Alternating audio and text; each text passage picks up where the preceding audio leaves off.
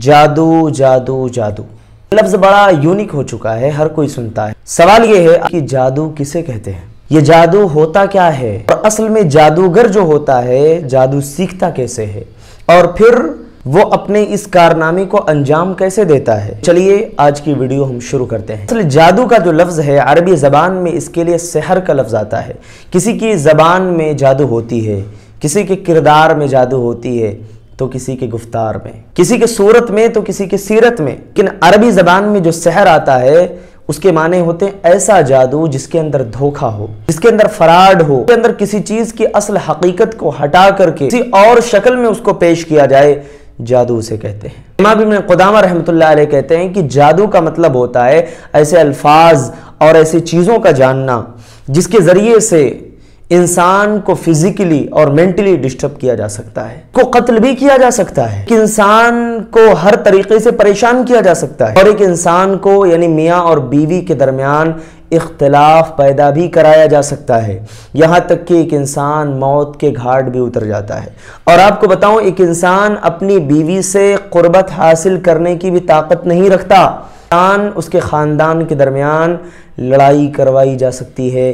یہ اتنا بھیانک اور خطرناک ہوتا ہے میرے بھائیوں جادو۔ سوال یہ پیدا ہوتا ہے کہ یہ جادو آخر سیکھتے کیسے ہیں، جادوگر بنتے کیسے ہیں۔ میں نہیں بتا رہا ہوں کہ آپ جادوگر بن جائیں، کیونکہ جادوگر کا حکم ہے کہ اسے قتل کر دیا جائے۔ جادوگر کے بارے میں یہ اصول ہے کہ اس کو توبہ کا کوئی آپشن نہیں دیا جائے گا، کیونکہ جادوگر جو جادو سیکھتا ہے اس کے اندر کفر اور شرک ہوتا ہے میرے بھائیوں۔ شیطان اور انسان کا ایک ایسا رشتہ ہوتا ہے جس پر دونوں اللہ کی نافرمانی پر، کفر پر دونوں جمع ہوتے ہیں۔ جادوگر جادو سیکھنے کے لیے اللہ کی نافرمانی کرتا ہے، قرآن کو اپنے پیروں تلے لکھتا ہے، قرآنی آیات کی بے حرمتی کرتا ہے، جانور ایک شیطان کے نام پر ذبح کرتا ہے، بسم اللہ نہیں پڑھتا، پھر جانور کو جہاں شیطان پھینکنے کا حکم دیتا ہے لے جا کر کے اسے پھینک بھی دیتا ہے۔ یہاں تک کہ ایک جادوگر اپنی بیٹی کے ساتھ، اپنی ماں کے ساتھ نعوذ باللہ بدکاری کرتا ہے۔ جادو سیکھنے کے لیے ہر ایک اعمال انجام دیتا ہے، ہر ایک ایسا کام کرتا ہے، کام کفر اور شرک پر مبنی۔ اگر وہ کفریہ اور شرکیہ اعمال کرنا چھوڑ دے، شیطان اس کی مدد نہیں کرتا۔ شیطان اس کی مدد کرنے کے لیے اس وقت آتا ہے جب یہ آدمی وہ کفر والا کام کرے، اور جو انسان جتنا بڑا کفریہ اور شرکیہ کام کرتا ہے شیطان اتنا ہی زیادہ اس کا مددگار ہوتا ہے، معاون ہوتا ہے۔